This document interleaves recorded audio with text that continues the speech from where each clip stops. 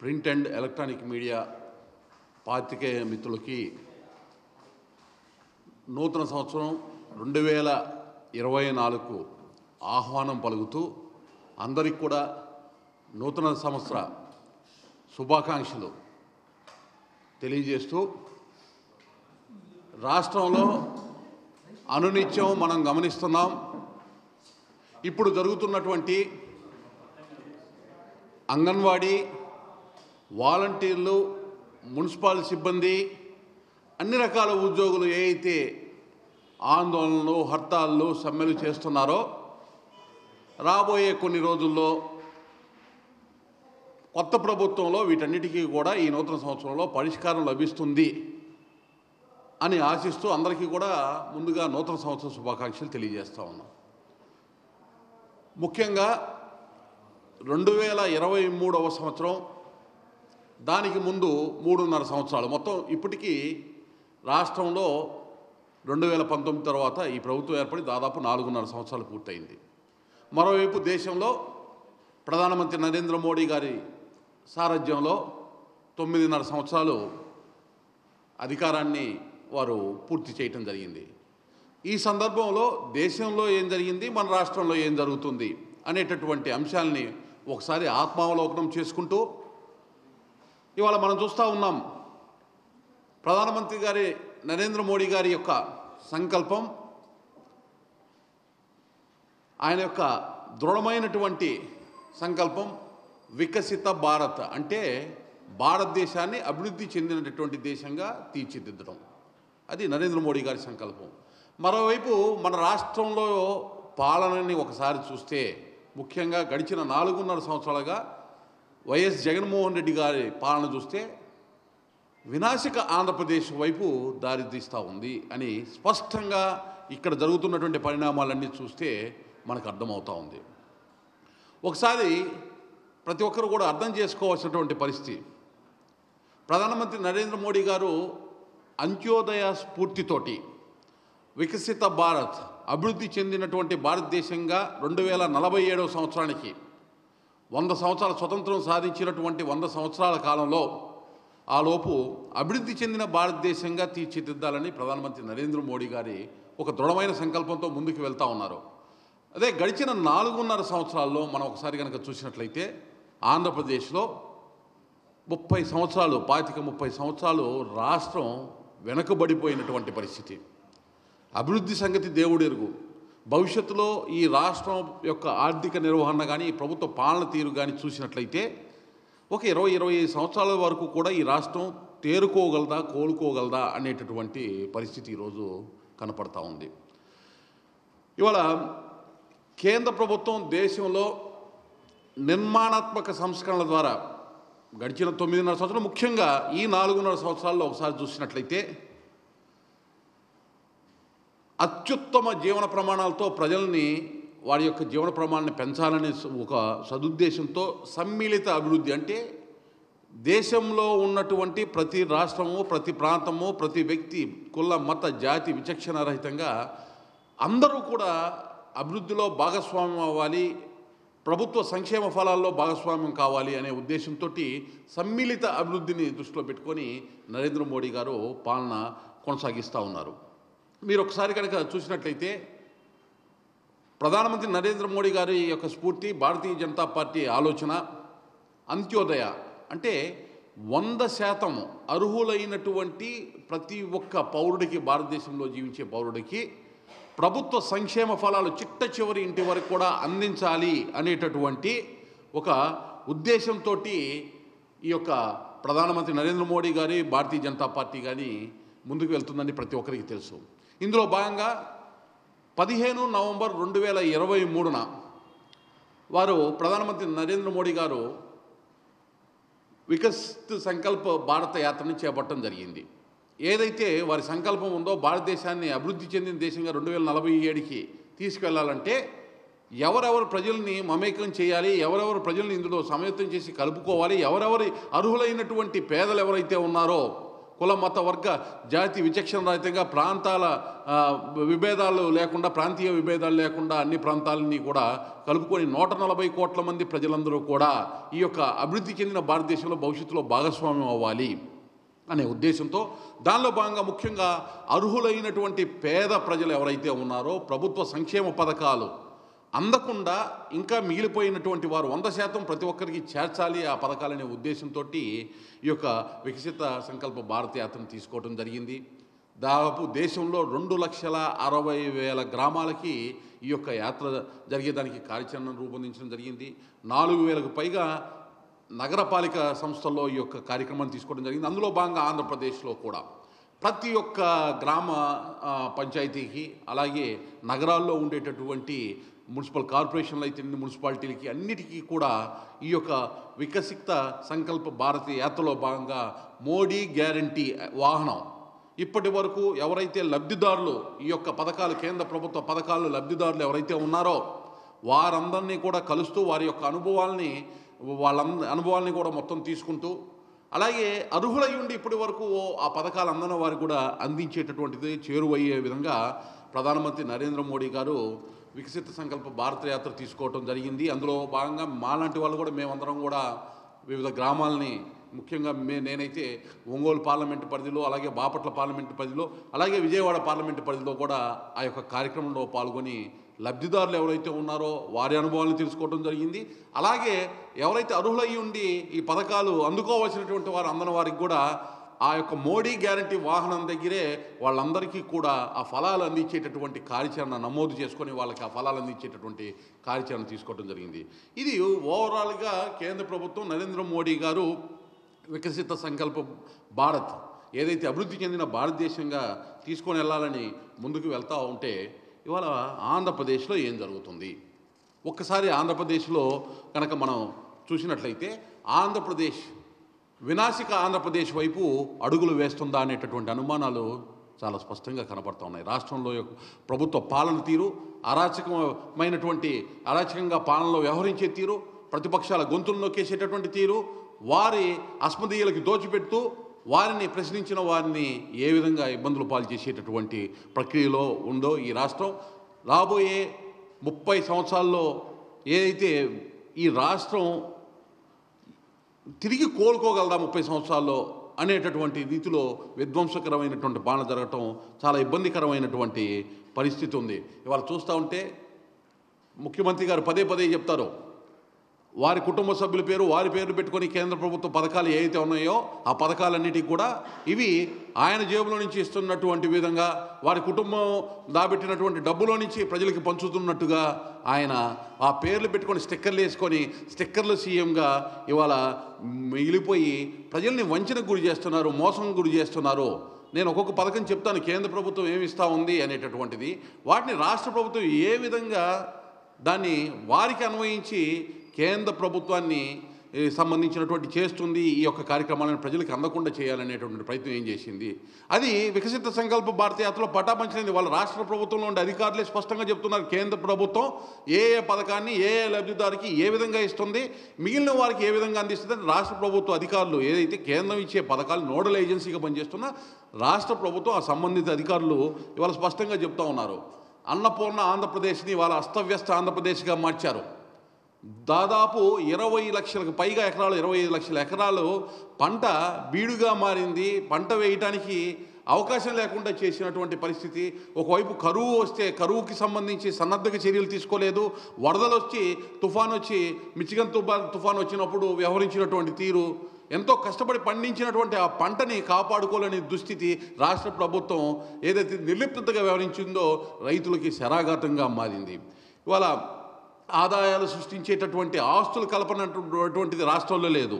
మొత్తం కూడా డబ్బు ఎటుపోయిందో అర్థం కానటువంటి పరిస్థితి. దాదాపు రాష్ట్రంలో ప్రజల నెత్తి మీద సరాసరిన ప్రతి ఒక్కరిలో 2.5 లక్షల రూపాయలు అప్పు నెత్తి మీద వేసి 12 లక్షల కోట్ల రూపాయలు అధికార అనధికార అప్పులతో కలిపి పెండింగ్ బిల్లులతో కలిపి చెల్లించాల్సిన 12 లక్షల కోట్ల రూపాయల అప్పుల వరకు వేగంగా వెళ్ళేటటువంటి పరిస్థితి. ఎక్కడి నుంచి తిప్పి కట్టాల్సినటువంటి ఆదాయం లేదు. తిరిగి ఆస్తుల కల్పన ఏదైనా జరిగితే దాని ద్వారా ఏదన్నా దాన్ని మానిటైజ్ చేసి దాని ద్వారా ఏమైనా చెల్లింపులు చేయొచ్చంటే అటువంటి ఆస్తుల కల్పన కూడా ఇవాళ రాష్ట్రంలో లేదు. మొత్తం ఇవాళ రాష్ట్రంలో పరిస్థితి చూస్తున్నాం.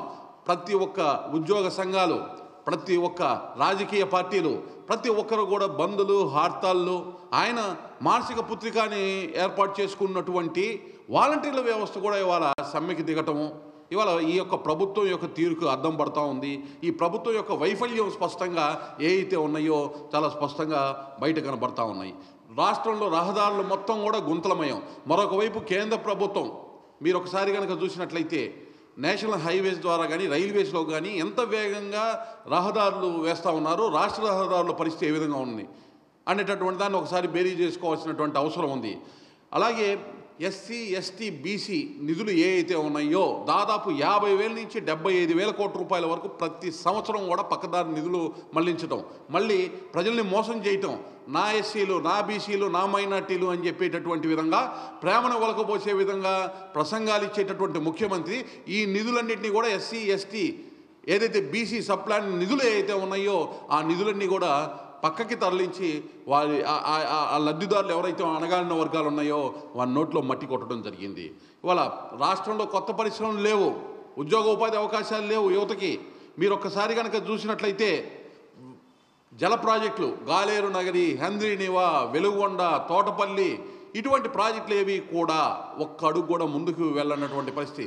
కేంద్ర ప్రభుత్వం సహాయ సహకారాలు అందిస్తున్నప్పటికీ, నిధులు అందిస్తున్నప్పటికీ దానికి తగిన విధంగా లెక్కలు చెప్పకపోవటము, లేకపోతే ఆ పనిలో పురోగతి లేకపోవటం, చేయకుండా పనులు వేరే పనులు చేసుకుంటూ పోవటం వల్ల ఆ నిధులు పక్కకి బదలాయించడం వల్ల పోలవరం కూడా వేగంగా పూర్తవ్వాల్సినట్టు వేగంగా జరగకపోవటం, ఇవన్నీ కూడా రైతులకి, అలాగే ప్రజలకి త్రాగునీరుకి, అలాగే వ్యవసాయానికి సాగునీరుకి అందకుండా ప్రజల నెత్తి మీద పిడుగుబాటున శరాఘాతంగా మార్చారు. విద్యుత్ ప్రాజెక్టులు మొత్తం కొల్లగొట్టడము, విద్యుత్ ధరలు ఏ విధంగా 8-9 సార్లు పెంచారనేటటువంటిది ఇవన్నీ చూసినట్లయితే ఒకవైపు ప్రధానమంత్రి నరేంద్ర మోడీ గారు వికసిత భారత్ వైపు అడుగులు వేస్తూ ఉంటే ఇవాళ మనం స్పష్టంగా చూస్తూ ఉన్నాం వినాశిత ఆంధ్రప్రదేశ్ వైపు జగన్మోహన్ రెడ్డి గారు రాష్ట్రాన్ని పయనింపజేస్తూ ఉన్నారు. 3 ముక్కలు ఆటాడారు, అమరావతిని నిర్వీర్యం చేశారు. మీరు ఏదైతే పరిపాలన రాజధాని అని చెప్పినటువంటి విశాఖపట్నంలో మీరు ఒక్క అడుగు కూడా ముందుకు వేయలేకపోయారు. న్యాయపరమైన చిక్కులు ఉన్నాయి అని స్పష్టంగా చెప్పాం, రాజ్యాంగపరమైనటువంటి చిక్కులు ఉన్నాయని స్పష్టంగా భారతీయ జనతా పార్టీ నుంచి చెప్పాం. ఏ రోజు కూడా వీటన్నిటినీ కూడా పట్టించుకొని బుట్ట దాఖలు చేసినటువంటి పరిస్థితి. చివరికి రాయలసీమ, ఆయన్ని ముఖ్యమంత్రిగా చేసినటువంటి రాయలసీమ ప్రాంత ప్రజలు ఎవరైతే ఆకాంక్షలు ఇది చేశారో హైకోర్టుకి సంబంధించి ఒక్క కార్యాచరణ రాష్ట్ర ప్రభుత్వం నుంచి హైకోర్టుకి సంబంధించినటువంటి ప్రతిపాదనలు కానీ, హైకోర్టుకి సంబంధించినటువంటి ఏర్పాటుకి కావాల్సినటువంటి ఇన్ఫ్రాస్ట్రక్చర్ని రాయలసీమకు సంబంధించి కూడా చెప్పకుండా మోసం చేసి దగా చేసినటువంటి పరిస్థితి. 3 ముక్కల ఆట కాదు, 3 ప్రాంతాల ప్రజల్ని దగా చేశారు గౌరవ ముఖ్యమంత్రి జగన్మోహన్ రెడ్డి గారు. ఇవాళ జగన్మోహన్ రెడ్డి గారు రాష్ట్ర ప్రజల నమ్మకాన్ని వమ్ము చేశారు. వారి సొంత కుటుంబ సభ్యుల యొక్క కూడా వంచారు. అలాగే చివరికి వైకాపా పార్టీ నాయకుల విశ్వాసాన్ని కూడా కోల్పోయారు. వాళ్ళు గమనిస్తూ ఉన్నాం మనం పేపర్లో ఏ విధంగా ఈ వైకాపాకి సంబంధించినటువంటి నాయకులు రోజుకొక మాట, పెద్ద పెద్ద నాయకులు ఏ విధంగా వారి నాయకుడు అయినటువంటి జగన్మోహన్ రెడ్డి గారినే ఏ విధమైనటువంటి వ్యాఖ్యలు చేస్తున్నారో, ఏమి విమర్శిస్తున్నారో మనం స్పష్టంగా కనబడతా ఉంది. అయితే ఇన్ని దయనీయమైనటువంటి పరిస్థితుల్లో రాష్ట్రాన్ని ఎట్టే పరిస్థితుల్లో ఉన్నా కానీ కేంద్ర ప్రభుత్వం ముఖ్యంగా నరేంద్ర మోడీ గారు తీసుకున్నటువంటి కార్యాచరణ ఏదైతే అంత్యోదయ స్ఫూర్తితోటి సంక్షేమ ఫలాలు అర్హులైనటువంటి ప్రతి ఒక్క వారికి అందాలి అనే ఉద్దేశంతో ఆయన తీసుకున్న కొన్ని కార్యక్రమాలు చూసినట్టయితే ముఖ్యంగా రైతులకి సంబంధించి, వ్యవసాయ రంగానికి సంబంధించి ఆయన తీసుకున్నటువంటి నిర్ణయం ఏదైతే ఉందో ప్రధానమంత్రి కిసాన్ సమ్మాన్ నిధి వల్ల ఆంధ్రప్రదేశ్లో 50 లక్షల కుటుంబాలు, రైతులకు కానీ సంవత్సరానికి 6,000 రూపాయల వరకు కూడా ఈ యొక్క కిసాన్ సమ్మాన్ నిధి నుంచి అందడం జరుగుతూ ఉంది. ముఖ్యమంత్రి గారు రైతు భరోసాని దానికి స్టిక్కర్ వేసి 12,500 రూపాయలు ఇస్తారన్నారు ఎన్నికల ముందు. ఇవాళ 7,500 రూపాయలు ఇస్తూ కేంద్ర ప్రభుత్వం ఇచ్చే 6,000 రూపాయలు కూడా కలుపుకొని నేను 13,500 రూపాయలు ఇస్తున్నానని మోసం చేసేటటువంటి పరిస్థితి. వాస్తవానికి ప్రతి సంవత్సరం గడిచిన 4.5 సంవత్సరాల్లో ఈ 5 సంవత్సరాలతో కూడా కలుపుకొని సంవత్సరానికి 5,000 రూపాయల వరకున చెల్లించాల్సిన దానికన్నా తక్కువగా చెల్లించారు ముఖ్యమంత్రి జగన్మోహన్ రెడ్డి గారు రైతులకి. కాబట్టి ఈ యొక్క 5 సంవత్సరాలకి 25,000 రూపాయలు ఇంకా ఆయన ఈ 50 లక్షలకు పైగా ఉన్నటువంటి రైతుల కుటుంబాలకి జమ చేయాల్సినటువంటి బాధ్యత ఉంది. 25,000 రూపాయలు మోసం చేశారు. ఆయన ఇస్తానని చెప్పి ఇచ్చినటువంటి హామీని మోసం చేశారు. ఆ 25,000 రూపాయలు ప్రతి రైతుకు కూడా జమ చేయాలని మేము డిమాండ్ చేస్తూ ఉన్నాము. అట్లాగే ఒకసారి మీరు గమనించినట్లయితే ఎరువుల సబ్సిడీ, ప్రతి బస్తా ఎరువులకి కూడా 2,000 రూపాయల వరకు సబ్సిడీ కేంద్ర ప్రభుత్వం బరాయిస్తా అంటే ఒక్క ఆంధ్రప్రదేశ్కి సంవత్సరానికి 15,000 కోట్ల రూపాయలు ఎరువుల సబ్సిడీ కింద ఆంధ్రప్రదేశ్లో రైతాంగానికి కేంద్ర ప్రభుత్వం నుంచి నరేంద్ర మోడీ గారి సారథ్యంలోని కేంద్ర ప్రభుత్వం నుంచి అందులో ఉంది. అలాగే అనిశ్చితి కారణాల వల్ల, ప్రకృతి వైపరీత్యాల వల్ల పండించినటువంటి పంట దెబ్బతింటే ఫసల్ బీమా యోజన కేంద్ర ప్రభుత్వం ప్రవేశపెడితే మీరు గత సంవత్సరంలోనే వరకు చూసినట్లయితే 25,000 కోట్ల రూపాయల వరకు ఏదైతే ప్రీమియం కడితే 50,000 కోట్ల రూపాయల వరకు ఆ క్లెయిమ్లు దేశవ్యాప్తంగా వచ్చినాయి ఫసల్ బీమా. ఆంధ్రప్రదేశ్ దగ్గరికి వచ్చేటప్పటికి మనం చూస్తూ ఉన్నాం, ఈ క్రాప్లో ఎంటర్ చేసినటువంటి ఏ అయితే డీటెయిల్స్ ఉన్నాయో వాటిని ఫసల్ బీమాకి సంబంధించి ఆ బీమా కట్టకుండా రాష్ట్ర ప్రభుత్వము నిర్లిప్తగా ఉండటం వల్ల రైతులకి ఆ నష్టపోయినటువంటి నష్టపూర్తి బీమా అందనటువంటి దుస్థితి సృష్టించినటువంటి ప్రభుత్వం ఇవాళ రాష్ట్రంలో జగన్మోహన్ రెడ్డి గారి నేతృత్వంలో కొనసాగుతుంది. ఆయన చెప్పాడు అసలు కేంద్ర ప్రభుత్వం బీమానే అవసరం లేదు, స్పెషల్గా నేనే ఒక బీమా సంస్థను ఏర్పాటు చేస్తాను రాష్ట్ర ప్రభుత్వం నుంచి అని చెప్పి అదొక మోసం చేశారు ఆయన. ఈ విధంగా చూసినట్లయితే మొత్తం ఆంధ్రప్రదేశ్లో దాదాపు 7 మిలియన్లు అంటే 70 లక్షల కార్డులు కిసాన్ క్రెడిట్ కార్డులు ఇవ్వడం జరిగింది. కిసాన్ క్రెడిట్ కార్డుల ద్వారా ఏదైతే రుణం దాదాపు 4% రుణానికి మాత్రమే వాళ్ళకి చాలా ప్రక్రియ కూడా చాలా తక్కువ సమయంలో వెసులుబాటుగా ఉండే విధంగా ఆ రుణాన్ని తీసుకొని రైతులు వినియోగించుకునేటటువంటి విధంగా కార్యాచరణ తీసుకోవడం జరిగింది. అలాగే నానో టెక్నాలజీ తోటి యూరియాని ఇవ్వటం జరిగింది. డ్రోన్స్ సహాయంతో సహకార సంఘాల ద్వారా ఏదైతే ఇదివరకు దాదాపు 70% ఎరువులు వృధాగా వేస్ట్ అయ్యేటటువంటి దాన్ని ఇవాళ నానో టెక్నాలజీ ద్వారా డ్రోన్లు అందించడం ద్వారా 50% వరకు సబ్సిడీ డ్రోన్ల ద్వారా ఇవ్వడం జరుగుతూ ఉంది. 12 లక్షల రూపాయల దాకా అయితే 6 లక్షలు కేంద్ర ప్రభుత్వం సబ్సిడీ ఇస్తే మీకు దాదాపు వ్యయం ఏదైతే ఉందో ఆ ఎరువులు కానీ వాటిని చల్లడానికి అయ్యేటటువంటి ఖర్చులో 75% మీ ఖర్చు మిగిలేటటువంటి పరిస్థితి. చిన్న సన్నకారు రైతులకు కూడా ఆ యొక్క సదుపాయాన్ని గ్రామాల్లో సహకార సంఘాల ద్వారా తక్కువ వ్యయంతో అందించేటటువంటి విధంగా ఇవాళ వికసిత సంకల్ప భారత యాత్రలో ప్రతి గ్రామానికి అందిస్తున్నటువంటి పరిస్థితి. ఇంకొకసారి మీరు కనుక చూసినట్లయితే ఏదైతే కృషి సంచాయ్ యోజన ద్వారా వాటర్ బాడీస్ నీటికి లభ్యతకి సంబంధించి పొలాల చుట్టూ పెంచుకోవడానికి వారు ఏదైతే ఖర్చు పెట్టుకుంటారో దానిలో 25 నుంచి 60% వరకు సబ్సిడీ కేంద్ర ప్రభుత్వం. ఈ విధంగా వ్యవసాయ రంగానికి కేవలం ఒక వ్యవసాయ రంగానికి ఈ విధమైనటువంటి సహాయ సహకారాలు కేంద్ర ప్రభుత్వం ఇస్తూ ఉంది. వీటన్నిటిని రాష్ట్ర ప్రభుత్వం ఇక్కడ ఆయన రకరకాల పేర్లు మార్చి ఆయన ప్రచారం చేసుకునేటటువంటి ప్రయత్నం చేస్తూ ఉన్నారు. మరోవైపు మీరు కనుక గమనించినట్లయితే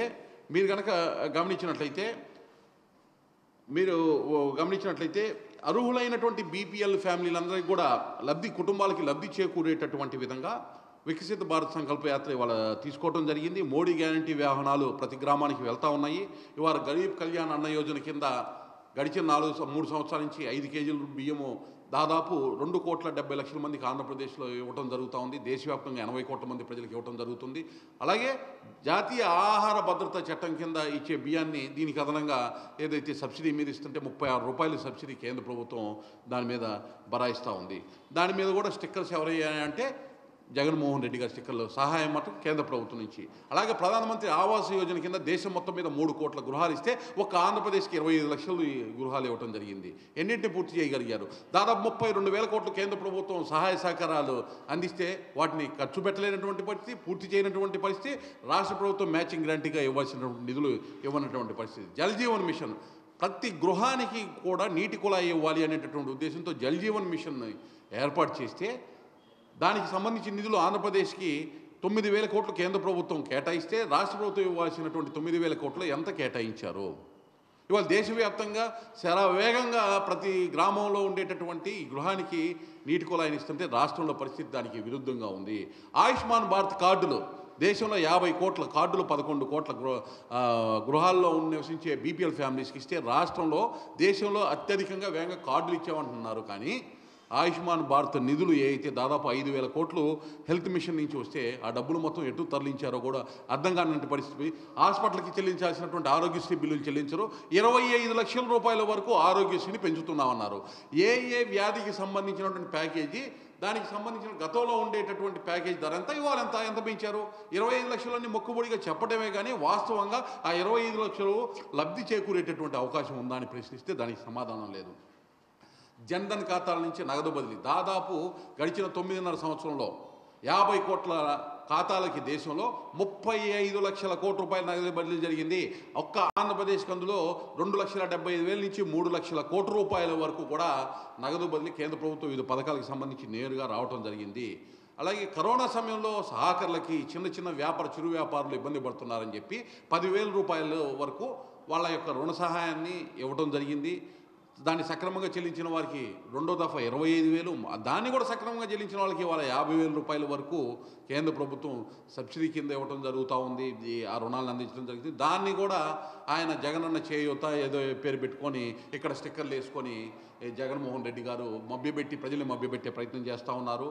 చివరగా నేను చెప్పాలనుకున్నాను, విశ్వకర్మ యోజన 13,000 కోట్లతోటి దాదాపు 18 రకాల చేతి వృత్తులకి సంబంధించినటువంటి వాళ్ళందరికీ కూడా 15,000 రూపాయల వరకు విలువైనటువంటి పనిముట్లని అర్హులైన అందరికీ అందించేటటువంటి కార్యాచరణ తీసుకున్నారు. వీళ్ళందరికీ కూడా అవసరమైనటువంటి స్కిల్ డెవలప్మెంట్ కూడా ఆయా చేతి వృత్తుల్లో ఇచ్చేటటువంటి తర్ఫీదు ఇచ్చేటటువంటి విధంగా కూడా కేంద్ర ప్రభుత్వం తీసుకోవడం జరిగింది. మోడీ గారి గ్యారంటీ వాహనాలతోటి ఈ యొక్క పథకాలు ఏవైతే చెప్పామో అర్హులైనటువంటి వారికి ఇప్పుడు అందేటటువంటి వాళ్ళందరికీ సంబంధించినటువంటి వారి అనుభవాలను తెలుసుకుంటూ ఎవరికైతే ఇప్పుడు అందకుండా ఇంకా ఇవి మిగిలిపోయిన వారు ఉన్నారో ఈ మోడీ గ్యారంటీ వాహనాల దగ్గర వాళ్ళు నమోదు చేసుకుంటూ ఇవ్వడం జరుగుతూ ఉంది. ఈ విధంగా ఆంధ్రప్రదేశ్లో వినాశక ఆంధ్రప్రదేశ్ వైపు అడుగులు వేసే విధంగా జగన్మోహన్ రెడ్డి గారి పాలన సాగుతుంటే వికసిత భారత్ వైపు శరవేగంగా అడుగులు వేస్తున్నటువంటి నరేంద్ర మోడీ గారి ప్రధానమంత్రి గారి సంకల్పం ఏదైతే ఉందో దానికి ఊతం ఇవ్వాలంటే ఆంధ్రప్రదేశ్లో కూడా ప్రభుత్వ పాలన తీరు మారాలి. నూతన సంవత్సరంలో కొత్త ప్రభుత్వం ఏదైతే రాబోయే ప్రభుత్వం ఉందో ఆ ప్రభుత్వం ఆధ్వర్యంలో ఈ వికసిత భారత్లో ఆంధ్రప్రదేశ్ కూడా భాగస్వామ్యం అవ్వాలనేటటువంటి ఆకాంక్షిస్తూ మరొకసారి అందరికీ కూడా నూతన సంవత్సర శుభాకాంక్షలు ప్రింట్ అండ్ ఎలక్ట్రానిక్ మీడియా వారికి తెలియజేస్తూ నమస్కారాలు, ధన్యవాదాలు.